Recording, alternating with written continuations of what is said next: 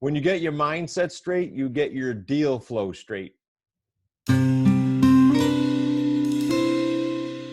Hey guys, it's Chris Prefontaine with another Deal Structure Sunday, and I'm joined by Chad Heeter, one of our High Six associates out in Colorado. Chad is joining us from his car, and I am joining you from a hotel in Arizona. We're out here at Elite Entrepreneur. So Chad, welcome to another Deal Structure, buddy. Hey, thanks for having me, Chris. Appreciate it. I couldn't wait to get you on here and do this. I want to hit the mindset stuff maybe afterwards, but I want to talk about this deal that we just got done. So let's do this. I'll ask a few questions. I don't keep all these deals in my brain, but I know some of the pieces that we talked about. Yeah, of course. This was a, okay, the source of this was what? It's an expired, it was a slide broadcast expired from June, actually. Okay, so a couple interesting things there for the listeners. Some of them are new, some of them understand what we do. Slide broadcast is just a part of what we call our expired dialing process, where Chad can send out. How many did you send out with that broadcast? Do you remember? What's typical? It typically is around 350. Okay, so 350 people get a message on their voicemail from Chad, and then we have a series of automation with that. But that was a callback from June, or you were following up and it came out? So it was a callback from June. Had a good chat with the seller. He was a retired Navy officer. He'd built this beautiful. I wouldn't call it a cabin. It's a tradition. I mean, it's a typical log home for Colorado. Hand scraped, local lumber, gorgeous home. Again, he told me it was his the last place that he was expecting to buy and live in and retire in. And this was in 2011 he built it, and within a few years he met someone and they moved back to South Carolina, and they would come out to this house for a couple months a year, but in the last couple of years he decided to sell it. He had it on the market with the realtor for a year. In June it expired, and we talked. I went out to see the property, gorgeous property, took photos. We went back and forth on some numbers, and the next day I saw that it was listed with another realtor. Okay, so that happens a lot, just so I can interject that. So when these guys are hearing this, and we don't bum out, we go, okay, they'll be back if it doesn't sell. And most of them don't sell. I left them a friendly message, said, hey, it looks like you're on the market. If anything changes, just let me know. Okay.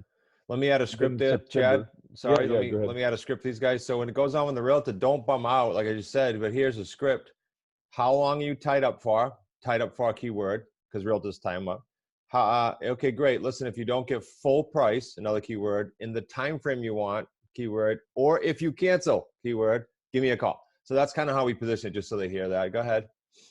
Yeah, and then so going through my my leads as I do each day, I'll always go back and do follow up. I have things in the calendar to check on past leads. I'll see where they are. I'll text them. I'll email them. I might look up the property and see if it's sold. If it hasn't, which was the case with this guy, this was last month in October. Um, I left a message, said, "Hey, it looks like your home's still on the market. If you want to have another conversation, give me a call." He called back that day, said, I put the house on the market with this realtor. I haven't heard from that realtor for 3 months. So Nice. why? He said, "Why not? Let's give it a shot." Okay, so let's talk numbers. Perfect. Yeah, awesome. Let's talk numbers. He was on with the realtor for how much? $499. Nice. And how much does he owe?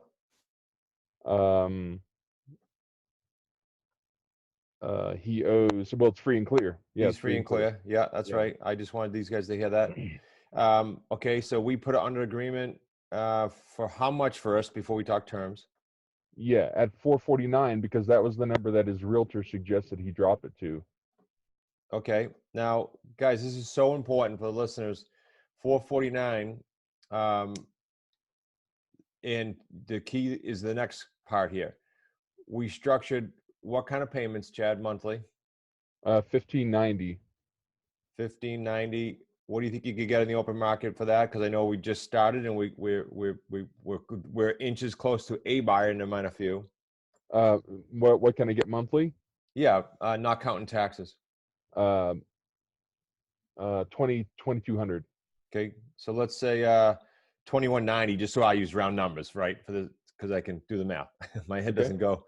So you're talking what, $500-600 spread, ballpark. I'm just using round. And then how long do we get the term for on this one? I do forget that. 36 months.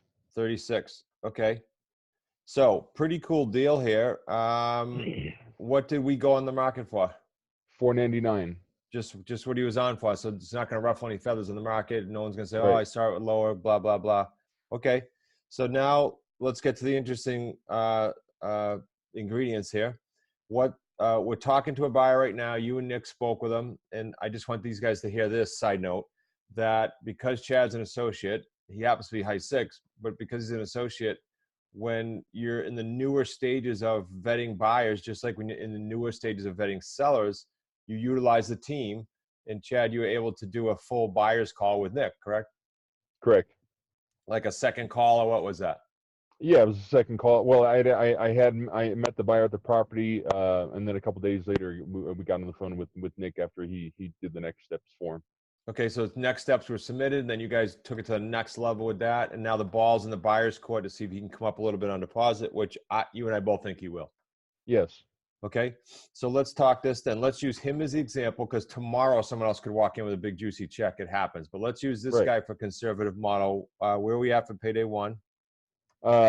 Payday one would be $15,000 up front, and then $10,000 in April 2020. So what's that? 5 months from now. So 15 in the door, and then 10 in 5 months. Well, and when you get the buyers meeting, I'm certain if Nick and you didn't talk to him about this, you're gonna get the 10 in April, but you're gonna get another.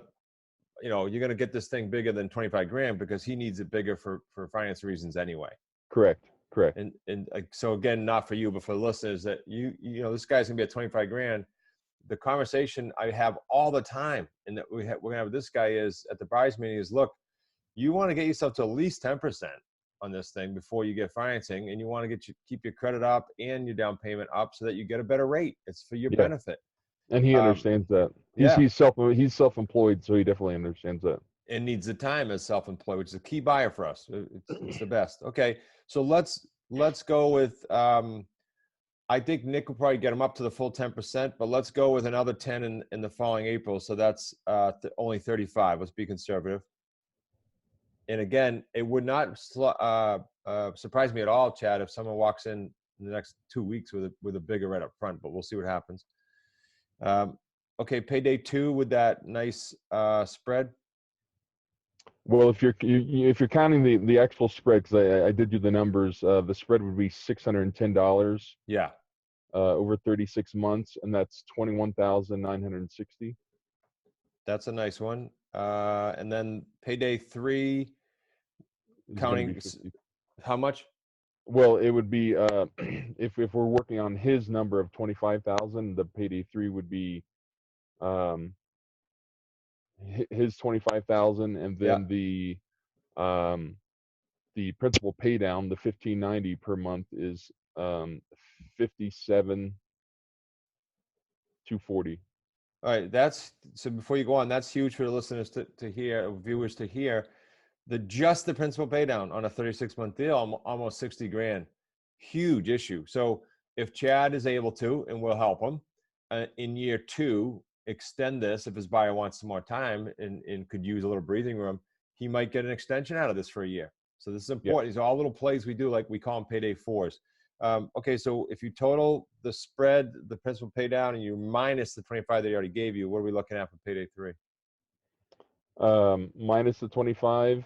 Well, if you took the spread, the increase in price, right? Yeah. So well, it'd be 57,240 plus 25 is 82,240. Yep, that's it. Okay, so what do those add up without me racking my brain here? Yeah, 129,200. Okay, so 130 grand on a 449 purchase price, owner financing. Pretty cool, guys. So think of options, Chad. We're gonna do this. This is gonna be fun. You got the option of that extension. You got the option of if this gentleman wants to extend it for a longer term, and we can add interest, and then we could always turn around, and this guy would never have to go to a bank. He could get on a financing. There's all kinds of options here with this deal. If Yeah. he just does cookie cutter, he's got 129 grand. It's okay. Yeah, it's a Well, fantastic deal, and the seller was ecstatic too. You know, as I was keeping in touch with him, because for 14 months he had maybe two showings with the two realtors, and within a few weeks we had you know, a couple showings, and you know, this current offer on the table. So when I talked with the seller the other day, he just assumed this thing wasn't going to sell until the spring, so he was beside himself, you know, thinking, "Oh my gosh!" And now he's got to get some furniture out of there, some equipment out of his garage. So, well, he, as in most deals, even if there's stress, this guy wasn't stressed. He wanted relief, no, right? no, But even when there's stress, it's a positive. It's a win-win-win. exactly. That's my point. Yeah, your buyer is ecstatic. I know he is. And for the buyer as well. Yeah, So, and everyone's ecstatic. that's the best part of the business. It's the best part of the business. Okay, so why did I say at the beginning, before we wrap up, when you get your head straight, you get your deal flow going? Chad, we got, I don't know, a minute or two. I'm going to give a link for a new coach that we've introduced the team to, and she'll be at the Business Scaling Secrets. But talk for a minute or two about your I call it a revelation. I mean, because I said some things to you when you started that we had to work on, and here we are, and you've got deal flow now, and it's a whole different ball of wax. Thoughts? Well, a big part of that has been your guidance. So, just because in building the kind of business that I want to build, and what most associates want to build, it can be overwhelming. The numbers, the potential, okay. And if you're not used to making that level of income, you need to start working on a new mindset, because there's just so many things that are going to creep in, that are going to tell you, it can't be done. It can't be done.